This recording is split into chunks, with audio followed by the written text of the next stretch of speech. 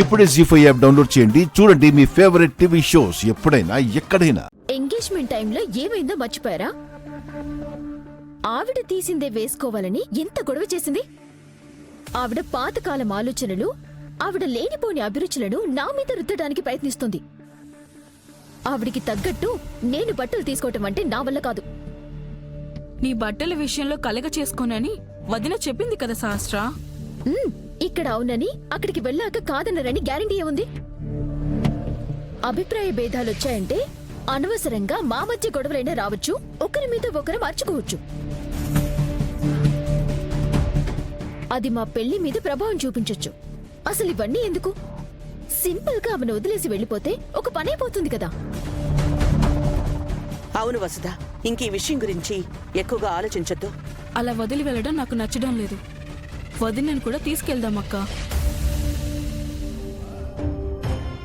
అంత మొండి పట్టు పట్టుకున్నావేంటక్కా? ఈ విషయాలన్నీ విహారికి తెలిస్తే ఎంత ఫీల్ అవుతాడో ఆలోచించారా? వాళ్ళమ్మని మనం ఇంత చిన్న చూపు చూస్తున్నామని, ఇంత దూరం పెడుతున్నామని తెలిస్తే మీ మీద అసహ్యం పెంచుకుంటాడని కనీసం మీ ఊహకైనా రావడం లేదా?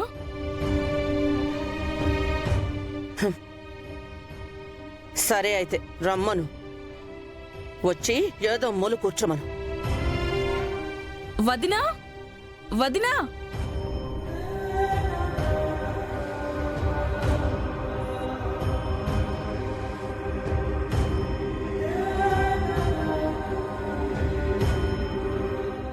ఏంటి వసుదా?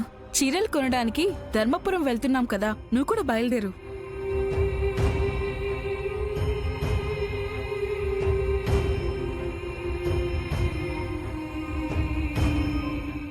నేనెందుకులే వసుదా, మీరు వెళ్ళండి. అదేంటి వదిన అలా అంటావు? ఇది సహస్ర పెళ్లి మాత్రమేనా? నీ కొడుకు పెళ్లి కూడా. అందరితో పాటు బట్టలు తీసుకునే బాధ్యత నీకు లేదా? నాకు బాధ్యతున్నా నేను రావటం కొంతమందికి ఇష్టం లేదు. ఎవరికి ఇష్టమున్నా లేకపోయినా ఇది నీ కొడుకు పెళ్లి. నీ కొడుకు పెళ్లిలో సంగతులన్నీ నీ చేతుల మీదుగానే జరగాలి. బయలుదేరు. ఈ బట్టల విషయంలో నన్ను కలుగు చేసుకోవద్దని అనుకున్నారు కదా వసుదా. చూసావా వసుధ, వద్దని వదిలేసి వెళ్ళిపోతే ఓ పనైపోయుండేది. ఇప్పుడు రమ్మని అడిగినందుకు ఎంత రాద్ధాంతం చేస్తుందో చూడు. అందరి మనసునే నొప్పించకూడదని నేను రానంటున్నాను, అంతేకాని రాద్ధాంతం చేయటానికి కాదు. ఇప్పుడు మేమే రమ్మంటున్నాం కదా, రావడానికి నీకేంటి నొప్పి? అడగకపోతే అడగలేదు, అర్థం చేసుకోలేదు అంటారు. అడిగితే ఇలా అనవసరమైన అహంకారం అంతా చూపిస్తారు. అక్క, నువ్వు కాసేపు ఆగుతావా?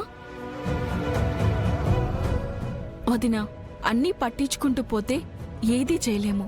పెద్దదానివి, ఈ విషయం నీకు తెలీదా చెప్పు? ఈ పెళ్లి గొప్పగా జరగాలని, ఎవరి మధ్య మనస్పర్ధలు రాకూడదని నువ్వెంతగా కోరుకుంటావో నాకు తెలుసు. పెళ్లిలో సమస్యలు లేకుండా సంతోషంగా జరగాలంటే నువ్వు కూడా ప్రతి కార్యక్రమంలో పాల్గొనాలి వదినా. నా మాట విని బయలుదేరు వదినా.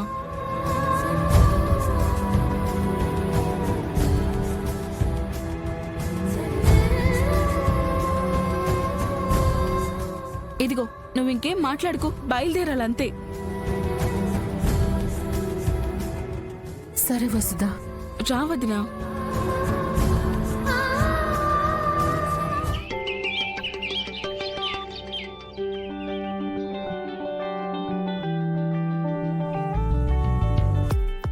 రా బాబు. అంకుల్ అంకుల్ రా. మావయ్య గారు, ఈ రోజు మా ఇంటి మర్యాదలన్నీ చూపించాలి. నేను బాత్రూంలో స్నానం చేస్తానులేండి. ఇలా బయట స్నానం చేయడం నాకు అలవాట్లేదు. మీకు నలుగు పెట్టి స్నానం చేయించాలి బాబు. అవన్నీ ఆ చిన్న బాత్రూంలో ఎలా అవుతాయి చెప్పు? ఏంటి, నాకు నలుగు పెట్టి మీరు స్నానం చేయించాలా? అంకుల్ అంకుల్, ఇవాళేం పండగేం కాదు కదా అంకుల్. మీరు నా కూతురు నా ఇంటికి వచ్చిన రోజు పండగ కాక ఇంకేమవుతుంది బాబు? కూతురు పెళ్ళయ్యాక మొదటిసారి ఇంటికి కూతురు అల్లుడు వచ్చినప్పుడు ఇదంతా మా కానవాయితీ బాబు. మీరు ఇంకేం మాట్లాడకండి. అంకుల్ అంకుల్ అంకుల్ అంకుల్ వచ్చి కూర్చో. బాబు. మీ మామయ్య కోరిక ఎందుకు కాదనాలి? కూర్చో. అయ్యో, నలుగు తీసుకురాలేదే అమ్మా. కనకం, నలుగు తీసుకురా అమ్మా.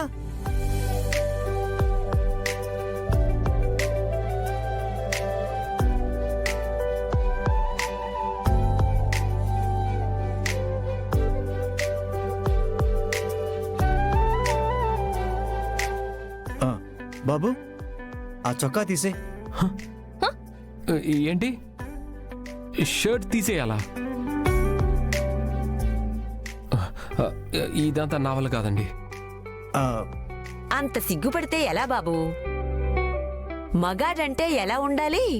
100 మందిలో అయినా సరే రొమ్ము విరుచుకొని నిలబడాలి. నాకు అందరి ముందు బట్టలు లేకుండా నిలబడే అలవాటు లేదండి. నేను బాత్రూంలో స్నానం చేస్తానులేండి. అల్లుడు గారు ఆగండి, అలా అనకూడదు అల్లుడు గారు. ఆచారం ప్రకారం ఖచ్చితంగా నలుగు పెట్టి స్నానం చేయాల్సిందే. అది కాదు అంకుల్, నేను చెప్పేది వినండి. బాబు, ఆచారాలు వ్యవహారాలు కొన్ని ఉంటాయి కదా, వాటిని ఇలా పక్కకు తోసేయకూడదు. పెద్దలు ఎందుకు చెప్తున్నారో ఆలోచించాలి. పెద్దలు చెప్పింది ఆచరించాలి.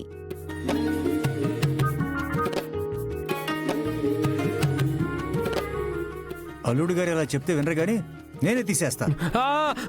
వద్దు, నేనే తీస్తానండి. ఆ,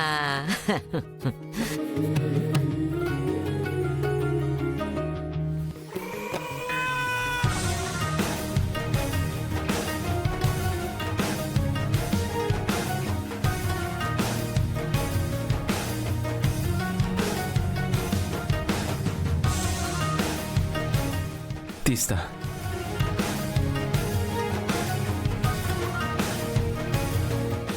ఈ రోజు మీకు నలుగు పెట్టి స్నానం చేయించకుండా వదిలేదే లేదు.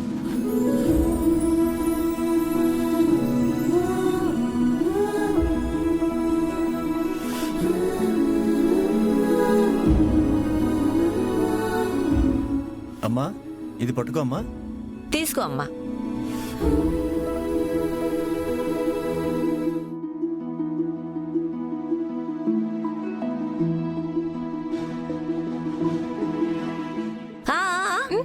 ఎక్కడికే వెళ్ళిపోతున్నావు? మీ ఆయనకి నలుగు స్నానం చేయిస్తుంటే నువ్వు దగ్గరుండి చూసుకోవాలి కదా, దగ్గరుండి సాయం చెయ్యాలి కదా. ఇక్కడే ఉండు.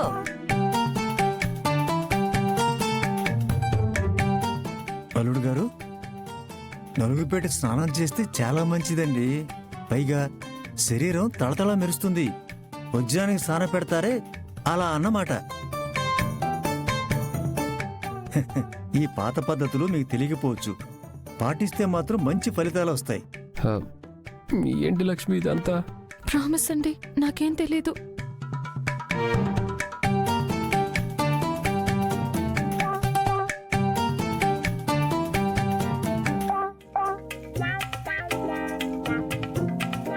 జీ5 యాప్ డౌన్లోడ్ చేసి అన్ని ఎపిసోడ్స్ పూర్తి ఉచితంగా చూడండి.